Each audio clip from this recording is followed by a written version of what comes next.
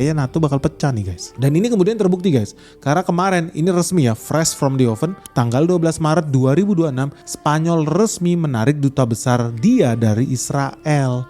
Dari sini udah tahu yang namanya Spanyol udah capek kayaknya dibohongin guys. Jadi akhirnya mereka melihat realitanya, ini mah ngibul-ngibul aja nih perang-perang ini. Dan mereka nggak mau ditipu 2 kali guys. Dan ternyata Spanyol bukan omon-omon. Ya dia nggak setuju dengan perang yang terjadi di Timur Tengah. Dan dia buktikan itu. Setelah dia maki-maki marahin Amerika, setelah Spanyol marahin Israel, setelah dia ngusir pesawat-pesawat jet tempurnya Amerika Serikat yang mangkal di Spanyol, apa yang dia lakukan? Dia tarik balik duta besarnya dari Tel Aviv, Israel. Nah dari sini lo bisa lihat ya, kok kayaknya bisanya ya ada negara yang seberani itu ya sama Amerika Serikat. Kalau gue ngeliat kayak Arab Saudi tuh nggak berani tuh, nggak ada nyali tuh sama Amerika Serikat. Negara-negara Arab yang lain, raja-raja yang lain tuh nggak ada yang berani guys. Bahkan negara yang punya nuklir pun banyak yang ketakutan tuh sama Donald Trump, ketakutan sama Amerika Serikat. Pertanyaannya ya, kenapa ya Spanyol kok berani banget ya menolak perintahnya Donald Trump? Kenapa dia berani guys? Karena pertama ya, serangannya Donald Trump itu nggak ada mandat, nggak ada perintahnya tuh dari Dewan Keamanan PBB, sama sekali nggak ada.